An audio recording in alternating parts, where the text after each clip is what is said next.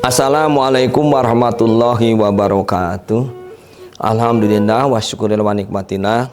Salawat dan salam semoga oleh Allah SWT dilimpah curahkan kepada junjungan kita Kanjeng Nabi Muhammad SAW, para sahabatnya, keluarganya, pengikut yang setia sampai akhir zaman kelak nanti.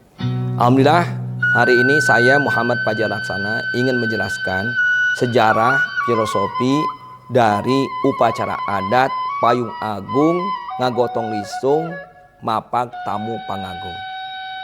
Hadirin rahimakumullah, upacara adat ini berawal dari sejarah di zaman Pajajaran abad 13. Ada tokoh Sunda yang bernama Ki Tupang dan Nyi Centik, tokoh sakti yang mandraguna. Dalam legendanya di dalam kitab Suasit yang ada dalam buku Ngagotong Lisung, pada waktu itu di salah satu kampung di desa Pajajaran ada suatu kerusuhan di mana ada perampok yang kemudian merampok satu kampung. Lalu Ki Tupang dan Nyi Centik itu menaiki lisung, lalu membaca mantra, maka lisung ditaikin, membaca mantra, diketuk dengan tongkat semacam ini di dalam kisahnya. Lalu lisung itu terbang, ngapung bahasa Sundanya, lalu bersama-sama dengan istrinya Nyi Centik membawa lisung itu, lalu kemudian memberantas perampok dengan memukulkan tongkatnya dan diadukan kepala lisungnya. Kisah ini terjadi di cerita legenda dalam kisah kesaktian Ki Tupang Centik di zaman Pajajaran. Ketika kemudian sudah terjadi itu, maka kemudian diambillah ide gagasan ini untuk digunakan upacara adat menyambut tamu agung, di mana kemudian tamu agung itu akan naik lisung untuk digotong, dibawa ke suatu tempat di mana mereka akan berdiri di singgasana. Maka kemudian lahirlah yang disebut upacara adat Payung Agung mapak tamu pagung dengan ngagotong lisung. Upacara adat ini dimulai dari pertama ketika ada tamu-tamu tokoh, pejabat, aparat yang tokoh tersebut memiliki jabatan dan kewenangan. Maka ketika mereka akan masuk ke tempat suatu upacara atau kegiatan atau suatu kegiatan yang akan dimulai, maka para tokoh dan pejabat itu sebelum masuk ruangan atau gedung disambut terlebih dahulu dengan para pendekar silat. Nah, pendekar silat itu menggambarkan ketika terjadinya pertarungan perkelahian. Lalu kemudian pendekar silat ini berbaris membentuk pagar betis, lalu datanglah lengser tokoh Sunda. Lengser ini tokoh Sunda, tokoh budaya, juga merupakan tokoh masyarakat yang dikawal oleh pendekar silat dan juga dihantarkan oleh seorang pendekar yang membawa payung agung. Dan di belakangnya itu ada lisung yang digotong oleh 8 orang. Maka kemudian payung agung dengan lengser itu maju bersama-sama dengan pengawal dan juga bersama dengan lisung yang digotong menghadap ke tamu agung. Di mana tamu agung ini sudah disambut oleh Sohibul Bait atau tuan rumah dan sebelumnya telah mengalungkan selendang. Selendang ini merupakan simbol ucapan terima kasih telah datang ke rumah, ke tempat yang akan didatangi oleh para tokoh, maka diberikan selendang tanda penghormatan. Setelah selendang diberikan, maka payung agung kemudian memayungi tokoh ini.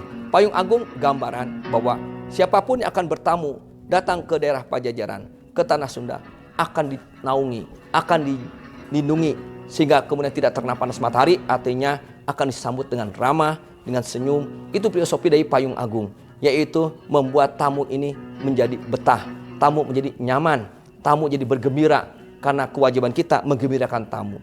Setelah kemudian dijaga oleh payung agung supaya tenang tamu itu, maka kemudian datanglah pengawal di belakangnya, 2 pendekar yang memberikan jaminan bahwa akan dijamin tamu itu keselamatannya dari gangguan apapun juga selama dia berkunjung bertamu ke tanah Sunda. Setelah itu kemudian disambut oleh lengser.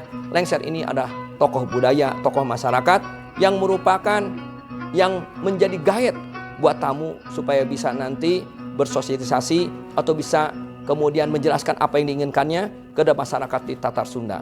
Maka kemudian tamu tersebut akan dipayungi sehingga nyaman, tenang ketika bertamu, dikawal, dijaga oleh pendekar sehingga terjaga keselamatannya, lalu kemudian digait, dibimbing tamu tersebut oleh lengser Maka kemudian datanglah kursi raja, yaitu Lisung, yang akan mengangkat harkat martabat derajat tamu ini supaya mereka itu betul-betul dihormati. Maka ketika kemudian Lisung sudah masuk, sudah bawa, itu gambaran ketupan dan jentrik naik Lisung, sehingga Lisung ini bisa memberantas kejahatan, menggambarkan juga dinaikkan harkat martabat manusia. Maka kemudian Lisung itu setelah itu siap untuk dinaiki. Ketika kemudian tokoh pejabat itu menaikkan Lisung, maka kemudian lengser mendoakan tamu supaya bisa naik Lisung tersebut.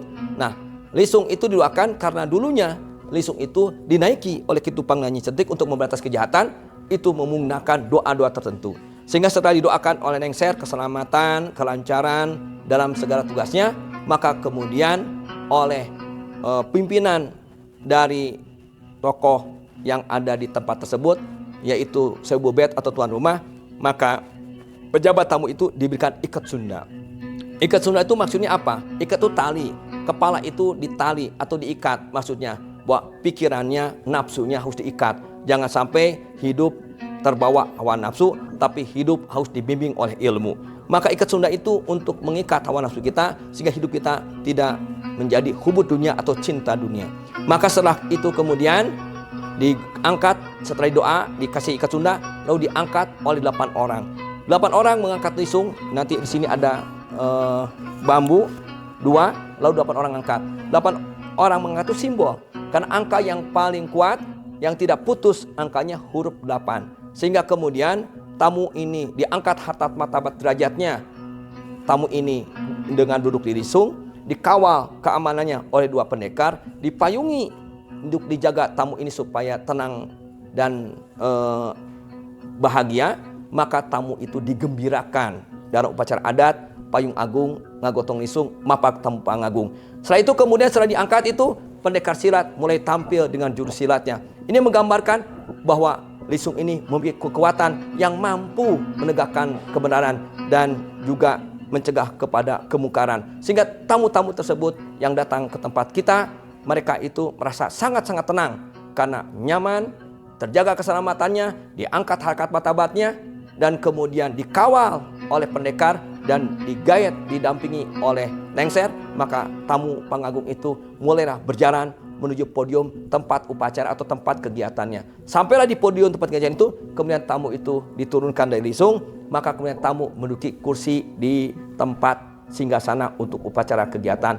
Demikianlah kurang lebih sejarah dari upacara adat, payung agung, ngagotong Lisung, mapak tamu pangagung. Semoga bermanfaat. Hasbunallah wa ni'mal wakil, ni'mal maula wa ni'man nasir. Alhamdulillahirabbil alamin. Wassalamualaikum warahmatullahi wabarakatuh.